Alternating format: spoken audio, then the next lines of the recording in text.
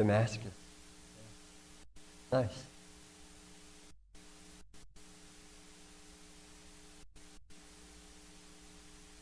Well, good morning, everybody. What is that Wes is going to say in about an hour and a half, maybe? What's that phrase? Happy Lord's Day. I like it. Can you find, please, in your hymnal, number 436? I will be annoying Bible class discussion leader and ask you to please join me standing up.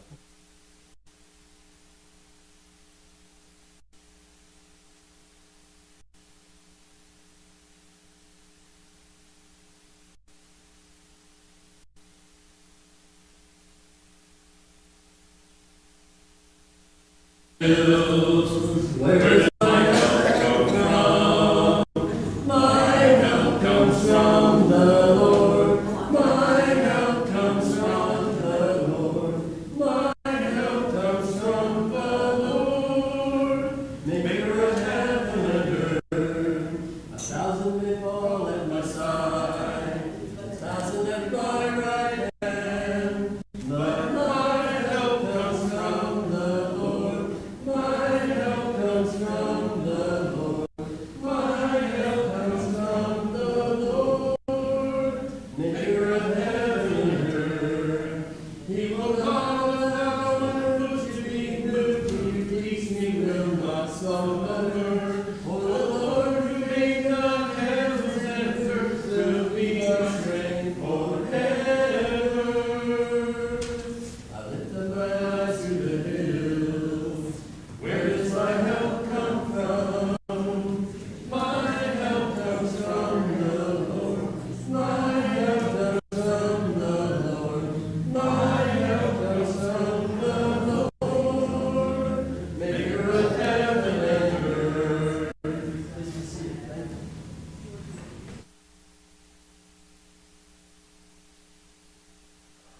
Okay, well,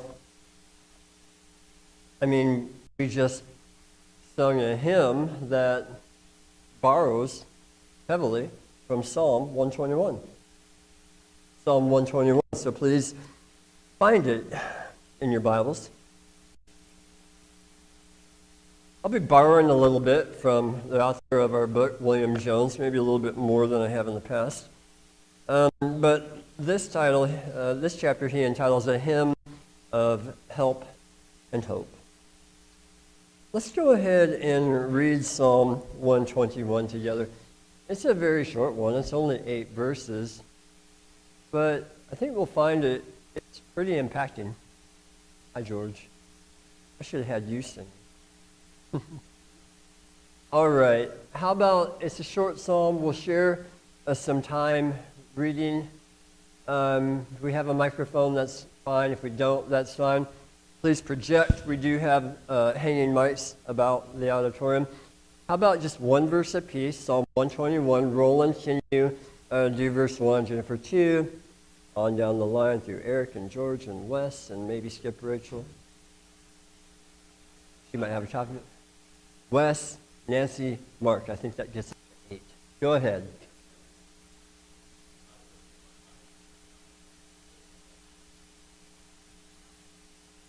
Lord, the maker of heaven and earth.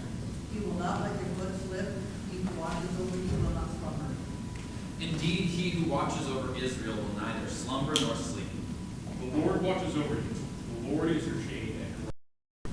The sun shall not strike you by day, nor the moon by night. Now and forevermore.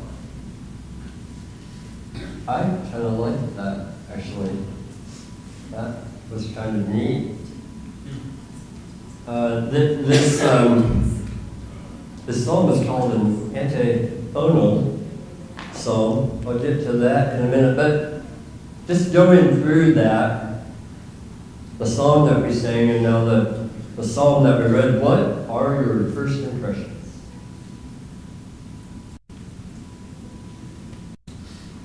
Okay, skip the first one. What about the second one? It reminds me of what my mom told me when I was real little. We had a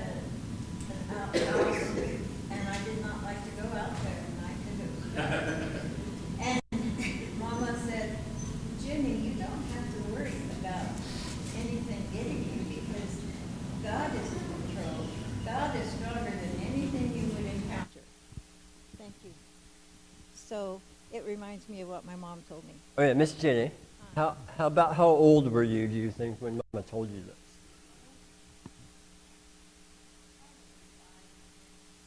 5. So at a very young age, Miss Jenny's mama is impressioning her with the idea that her help comes from the Lord. First, second, third impression, anyone else? Miss Laura Lee and then Nancy? It sounds triumphant. Like, I'm on the winning side because, wait a minute, is John on my side? No, I'm on his. Okay. We were preparing to go on with the teens to one of our SYSP mission trips, and on this trip, we were going to fly, and I don't like to fly. And Heath would make a CD of like 10 to 12 scripture memory verses for us to, he'd put them to song so that we would all learn them. It was one of the requirements to go. And he put this psalm to song for me. And I've always remembered it when I'm sitting on the plane, freaking out. I mean, I've gone on several planes since then. I often sing this to myself in the tune that Heath wrote it for us. Well, he put it to music, but I think someone else wrote it. It was a song of ascent, but I'm reminded of another song that he put to music, Psalm 3. Oh Lord, how many are my foes? It was that group that Holly and Jordan and Heath and it was yeah. But funny thing, I wonder why and the author of our guidebook says, I think the Lord might be big into music, because the biggest book in the Bible is the Psalms. Okay. Any other impression before we move on a little bit? Second, third, fourth impression, Kathy.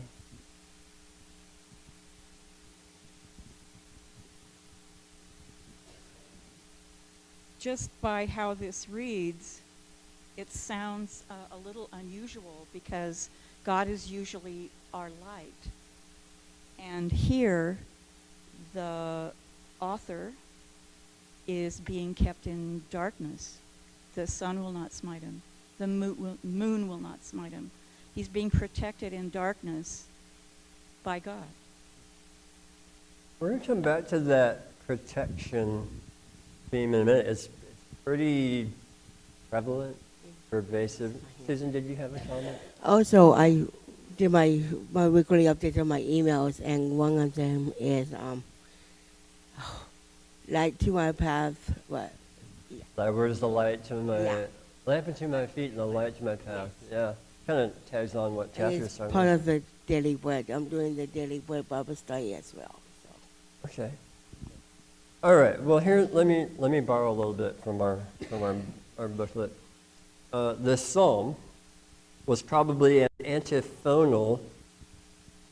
One group sings and another group responds. We didn't quite do the antiphonal reading, but I kind of liked that, what we did. The antiphonal psalm sung by the pilgrims as they journeyed to Jerusalem to celebrate a feast. It is called a psalm of ascents or degrees, one of 15 such songs in the Psalter. Since it is an antiphonal song, the leader of the company would sing verses 1 and 2, which are in the first person, and the people would answer him with verses 3 and 4, which are in the second person. This idea of the song of ascents, you're actually going up. You're ascending. You're going up to Jerusalem, and you will go up into the temple.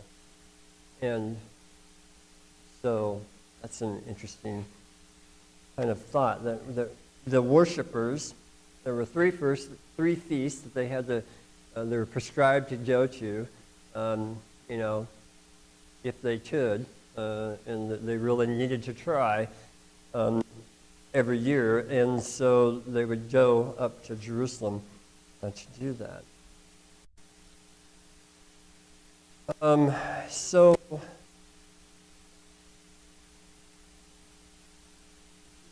Yeah, let's talk about this. preparation for going up to worship. What are some of your habits in preparing for what we have kind of clinically and maybe wrongly, but not irreverently, there's no intention in this, calling this gathering of the body on Sunday, and whenever else we gather as much of the body here that meets at circle as we can, corporate worship. What are some things that you do to, we'll often use the phrase before we observe Lord's Supper to prepare our minds to do this either with a song or a communion, extended communion, to get ourselves in the right frame of mind. What are some things that you do? Listen to a cappella hymns while I'm getting ready.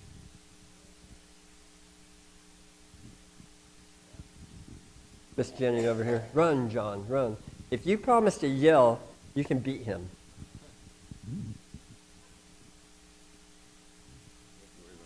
Or not. When we went to, growing up, when we went to church, Daddy would tell us when we enter the building to be quiet and be reverent about worshiping God. So we were always quiet, getting ready for the preaching and everything else.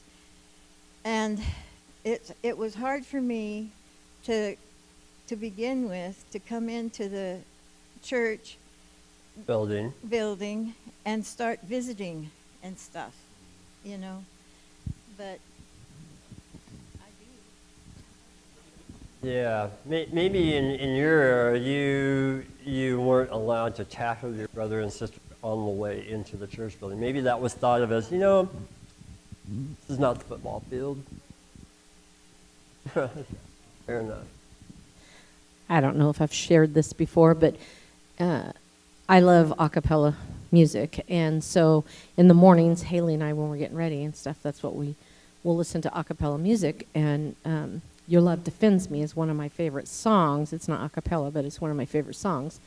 And so on the way to worship, or on the way to school one morning, we were really rushing, and I was getting cranky. And so we get in the car, and I said, you get to pick the song to help you be happy.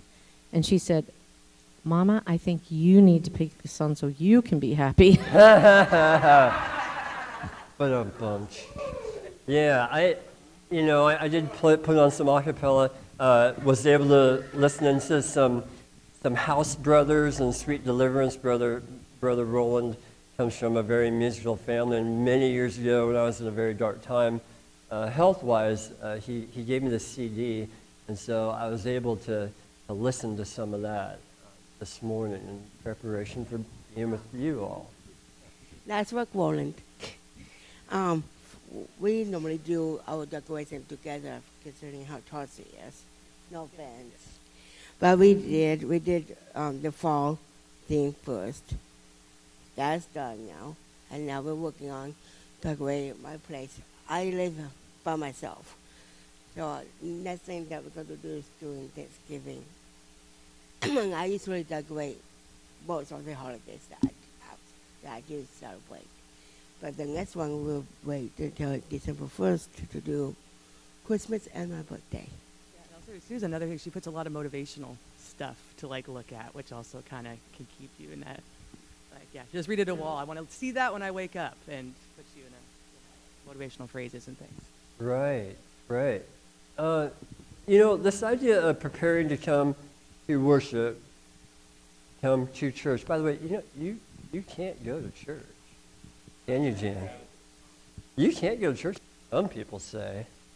Common terminology we use there. You go to a pew, but you can't go to church because the church is you. But so Romans 12:1 and 2 tells us that we are to present our bodies as living sacrifices, and when we do that, we'll be able to test and approve God's good and perfect and pleasing will. And so, do we just do this worship prep on Sunday, or we do it more often than that? Because we are people who want to test and approve what God's good and perfect will is in our life. We have Tim. I'm going to say that I was raised in a Christian home. And from birth till what I am right now, this is all I've ever known. And so, you know, at times you stray away a little bit, but you come back to the Father. And I don't need much prep time to come to worship. Because I live it daily. It's a life. It's a 24/7 thing. Somebody else. Brother. Just following on what Tim was saying there, I did not become a Christian until in my 40s. And it's kind of a change of frame of mind that it takes to go from having your Sunday mornings be available for kind of getting your act together, reading the Sunday paper or whatever, to actually, what do you mean I'm going to give my Sunday mornings to church? It's like, what's that? And then you realize, well, you know, it feels pretty good now. I like going to church on Sunday mornings. It's a good way to start the week. So kind of the change of frame of mind is very big for us Christians. We're actually giving away our Sunday mornings for this, and I enjoy it. Yeah, you make me smile, because I think I heard that phrase growing up a lot from my dad. Eric, you need to get your act together.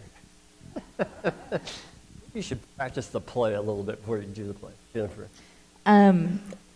When I was, well, the last month I've been kind of looking at Psalm 96, and in 7 through 9, it says, in mine, it says ascribe, which means to give. So I'm going to go ahead and say, it says, give to the Lord, O families of nations, give to the Lord glory and strength. Give to the Lord the glory due his name.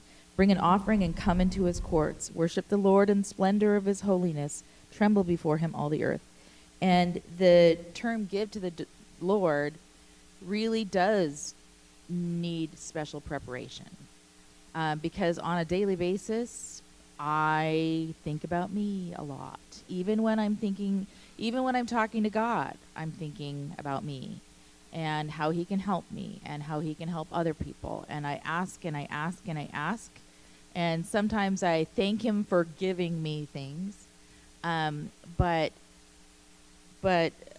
a lot of the Psalms, and this one in particular, talks about how when we go before God, that's not supposed to be our first thing. What our first thing is, get rid of all the stuff that we're thinking about, get rid of all the things that distract us, and give him our all.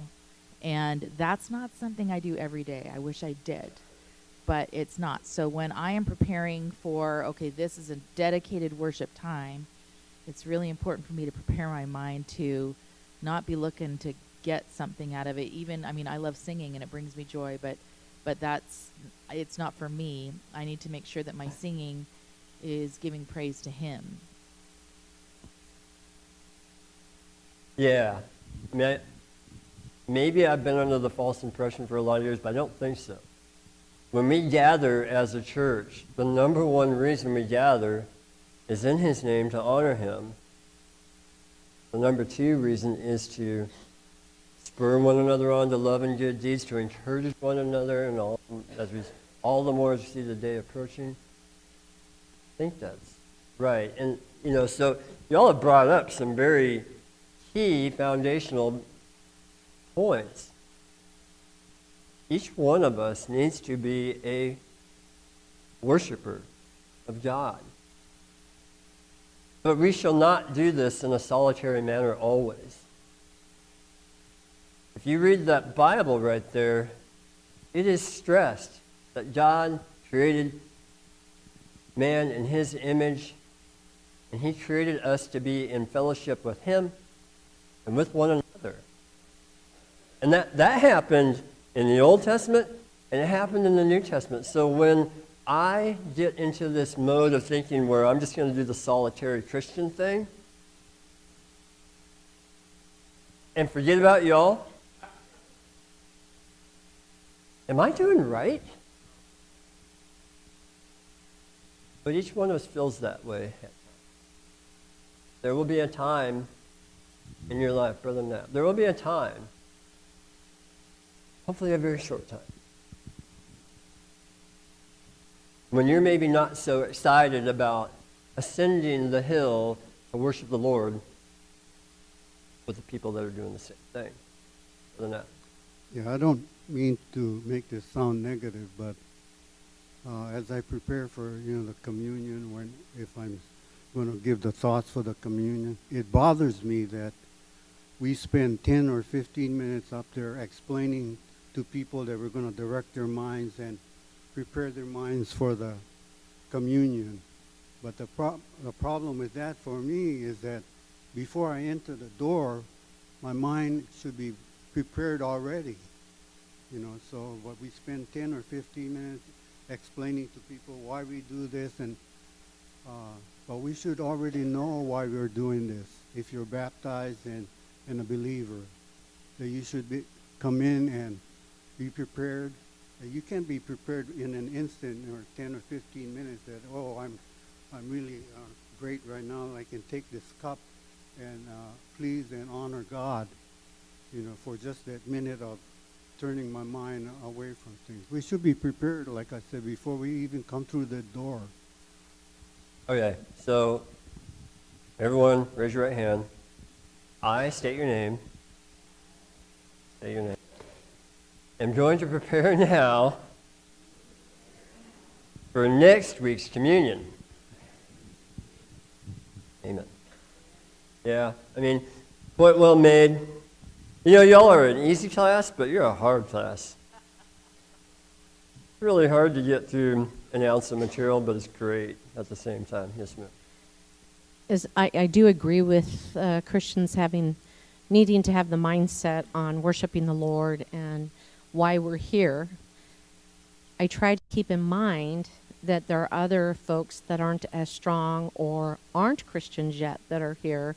And so we're just all on a different basis or level. So if we can help those that are not there yet, then that's part of what we're here for too. Yeah, and it's a cultural thing, right? Let's face it, our culture has spent too much time not repenting. We spend more time repenting. Oh yeah, I know, I'm not looking at you because I need to read something. Okay? I know it's going to be a great comment though. God is higher than the hills, mightier than the mountains, and above all the armies. The God who created everything also controls everything. The God who controls everything can use anything to help you no matter what your need might be. With Moses, he used a rod. With Samson, he used a jawbone of a donkey. With Elijah, he used ravens. And with a hungry multitude, he used a couple of fish and a few loaves of bread. For my soul, he used 2 pieces of wood and 3 nail spikes. For much of the nation's unfortunate and unfaithful history, we're not talking about the US of A, we're talking about Israel and Judah right now. For much of the nation's unfortunate and unfaithful history, the hills were places where shrines were places for shrines that were erected for the worship of false gods. When the psalmist declares he would look above the hills, he was saying he would call on God, who is higher than every false god worshipped in those hills. You can find no real, lasting, eternal help in anything or anyone you choose to make your God other than the Lord God of creation revealed in Scripture. Help comes from the Lord. Not my possessions, not my position, not my fame, my family, or my friends. Lift up my eyes to the hills. Talk about the hills and the valleys. Why is it, I feel like in life, we are pretty into the hilltops. We all love a mountaintop experience after we come back from a men's function, a ladies' retreat, those are hilltop experiences. How many people like to dwell in the valley? What's so good about the valley? Talk about. Well, there's valley girls. The what? There's valley girls. The valleys sometimes represent where the people are. How many of us spend our time on a mountaintop? Most of us find ourselves in the valley, predominantly.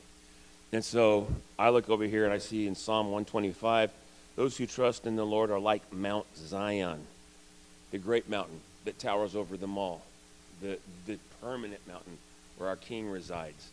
We're aiming for that mountain, but, the mountaintop experiences we have to get strength like Christ would get, come back down in that valley and work with those people who haven't seen the top of the mountain before and try to get them to join us on that mountaintop. It's so interesting when you think about it, Laura Lee. It's so interesting when you think about it, Laura Lee and then Greg. It's so interesting when you think about it that, I think this is built into us.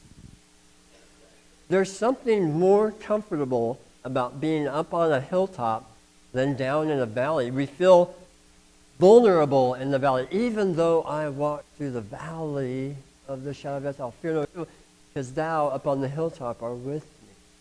Laura Lee. That's what I was going to say. Even though, yes, though I walk through the valley of the deep, sunless valley of the shadow of death, I will fear or dread no evil, for you are with me.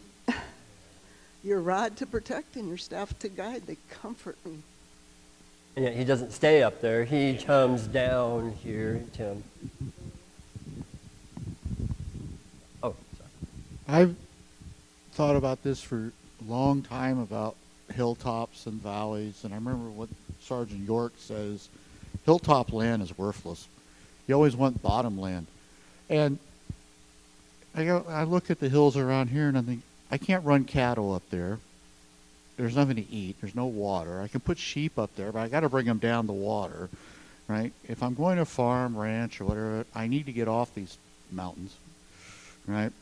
But if I want to put a fort, I want to put it up higher, right? So I'll put the fort up higher, but I ain't going to live up there.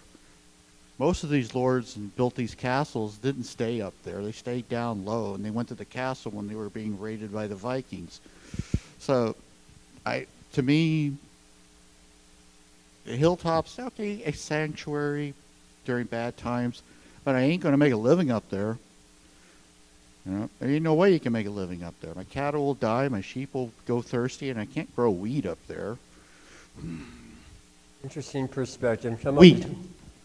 Yeah. You make bread out of it, people. Okay. You don't smoke it. You make bread out of it. Well, nowadays you can grow weed anywhere you want.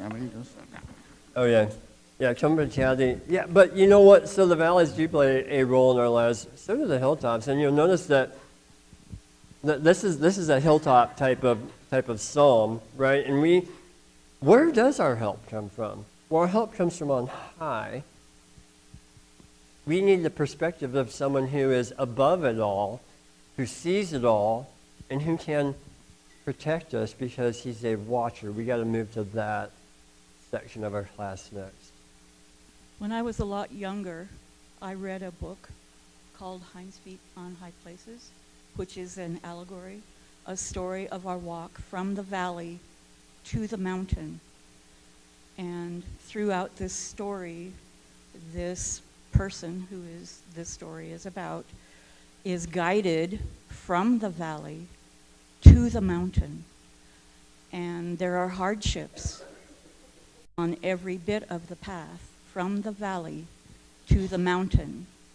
But by the time this person reaches the mountaintop, who has been accompanied all along the upward path by their guide, who at the end we understand is the Lord himself, this person is changed from a weak, scared little muffin head to I don't know, whatever a hind is, a goat or a deer, who can jump on the rocks and be sure-footed and know where their help came from. Onward, rejoicing, I tread hilltops. Yeah, all kinds of songs. Okay, we have to look into this next section. Either that, or we'll just delay Wes's delivery another hour. No, we won't do that. We have to look at this next section of our class, which has to do with the word shamar. It has the idea of watching over. It's used 5 times in these 8 verses. It has the has the feel of protection, of keeping, of observation, of guarding, of attending to. Think about who are the watcher-overs. Who are those who watch over others? One of my very first thoughts was, well, it's obviously Batman. Superhero watching over Gotham City for the good and nothing. Who are those who watch over, who keep watch from that high place? Elders, okay. Angels. Parents. Duh. I mean, I got a whole paragraph on parents, yeah. Watchman, the watcher on the wall. Do not go to sleep while you are on watch. Why? Because it could cost the city something great. Guardian. We're going to talk about parents in a minute. What was that? Oh, that wonderful time of life when we experience role reversal. Not an easy time of life. Susan, you have a thought? My godparents. Godparents. I have a godfather when I got confirmed as Catholic, and Kathy, besides she's my DSP as well, she's also my godmother, and her dog Dee Dee that you guys met. She's my goddaughter. People who are assigned an auxiliary role in a child's life, they're like, you know what, for some reason I am not there. You're on duty. You're on guard duty. Parents, oh my goodness. Yeah. How many of us have been up with a child and maybe a grandchild? Sleepless night because they are having trouble with whatever. Breathing, for example. People who watch over others do so that the others can rest, so that the others can sleep, so that the others can be comfortable, know that they're safe and protected. They watch over the vulnerable. They maintain a vigil. Our military, in some ways, watches over. Oh my goodness, yeah. It's a painting. It's entitled "Watchers in the Night" from Psalm 91:11, and there's the figure of what would appear to be an angelic being watching over a sleeping child, right? You think about how the Lord watches over. Thank you for the graphic. Wow, that's wonderful.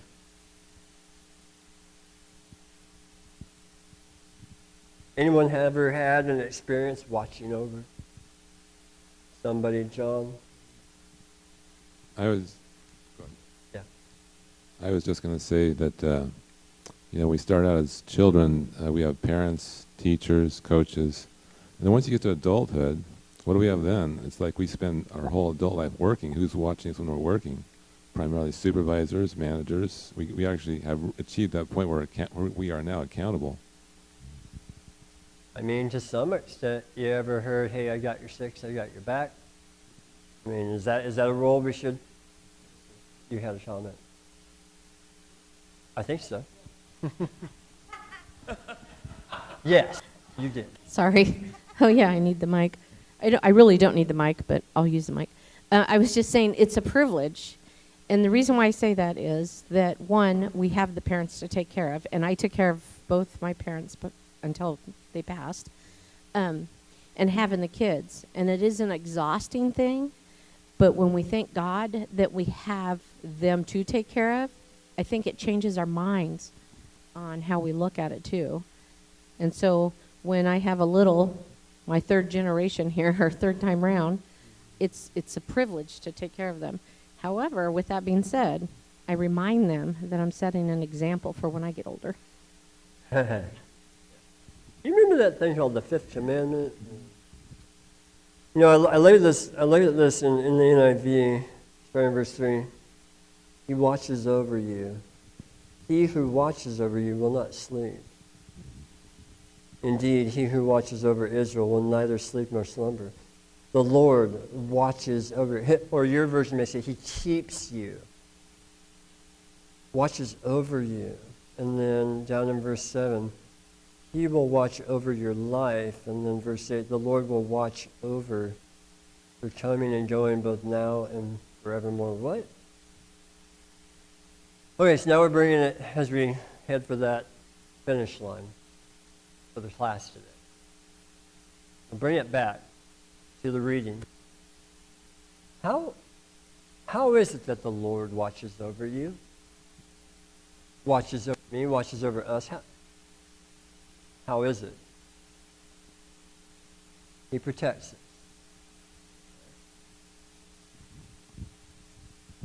Now, Jesus says, I am the vine, you're the branches. And so without me, you can do nothing. You plug into the source. And it's always been something that I've thought about for a couple of decades at least, that when I sleep at night, I'm the most vulnerable, but God beats my heart. There's nothing conscious I do to maintain my life. And so anything I can brag about is actually a moot point because he sustains me. He sustains my life. And there's no bragging when I can't even sustain my own life. He is the source of my life. He beats my heart. He breathes my breath. And he wakes me in the morning. Hold on, Jennifer. Hold on that thought. You know, there's something about he who watches will not slumber. He won't go to sleep so that you can, so that I can. I think there are some of us in the church today, maybe even here among our gathering now, who are having trouble laying it down at night, putting it on the shelf, putting it on the floor, and getting the peaceful rest that we need. If the Lord keeps spinning this earth, we get to pick it up and carry it again tomorrow. Somehow the Lord watches over. Okay, Jennifer. Hope you didn't lose it. Well, you asked, how does he watch over us?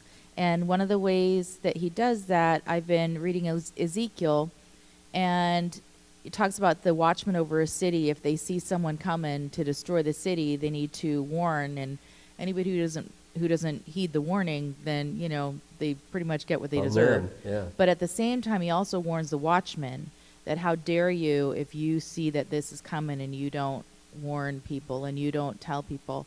And so one of the ways he watches over us is he warns us what's going to happen when we stray away from him. And I'm not talking about him just punishing us. That's kind of the last step of people being punished. But he warns us that your life is just going to be awful straying away from me. And that to me is, he's looking after us by giving us so many examples of how to live so that we don't have to be in despair. How does the Lord watch over you, us, me? Well, I'm a widow. I don't have a two-income family. The Lord is my shepherd to feed, guide, and shield me. I shall not lack. And I have to stand on that. He's taking care of me.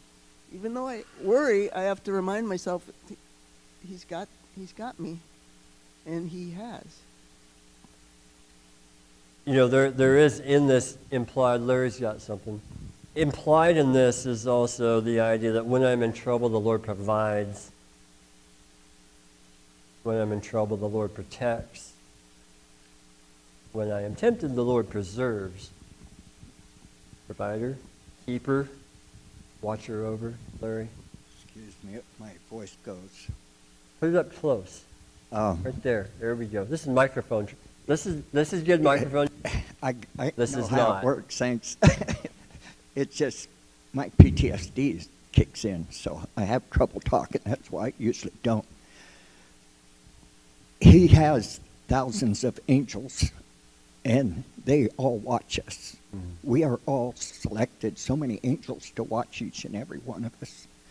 And that's how God watches over us. And he controls life and death. So why should we worry when our time is up? It's up to him. So we just take it by faith and do what we can, the best we can. Yep. And I can forget, because it's easy to forget, about the things that I can't see in the unseen world. And yet we have a Bible full of different types of watchers, different types of servants. And we're not going to make a big religion about angels, but we do acknowledge they are servants of God and abides in this way. How does the Lord watch over you?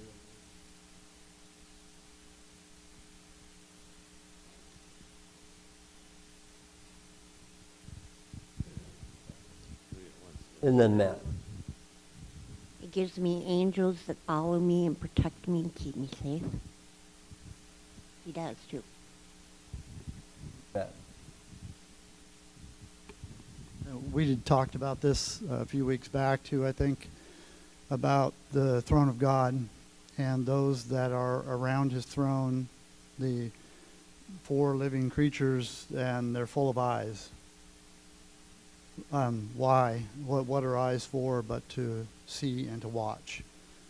So that's how God watches over us. The eyes are always on everything, everywhere, and everyone. He knows everything that happens, everything that, So we have to have that faith that we have a God that's always watching and always there for us. And it's not, it can be an eye that's watching you, but it's, all-seeing eye, I know you talked about that before, Nancy, but it's also I'm here for good, to protect you and keep you and lead you. I was just going to mention a concrete example in my life. I was working in the accounting field, and I lost one accounting job, and I was out of work for more than a year, actually, and all of a sudden, when I was ready to actually be desperate about it, I got a call back from my former employer. He hired me again. So it's like out of the blue, I got a job offer, which I was paid more money, and I truly felt it was a save at the time from God. It was just so, it was needed, and I received it right when I needed it. Let's close out our class. Would you please stand? I'd like us to close it out much the way that we started it. If we could go ahead and pass the mic, maybe start with Darla and pass it up. Read a verse, Psalm 121.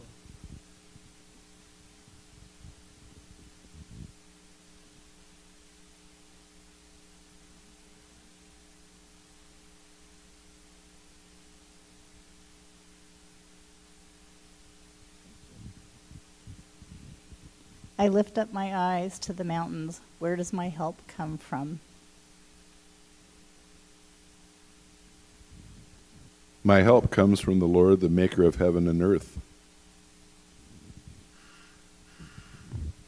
He will not let your foot slip. He who watches over you will not slumber. Indeed, he who watches over Israel will neither slumber nor sleep.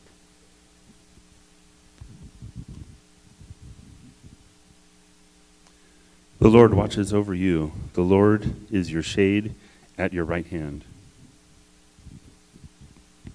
The sun will not harm you by day, nor the moon at night. The Lord will protect you from all evil. He will keep your soul. The Lord will watch over you coming and going, both now and forevermore. Amen. Thank you.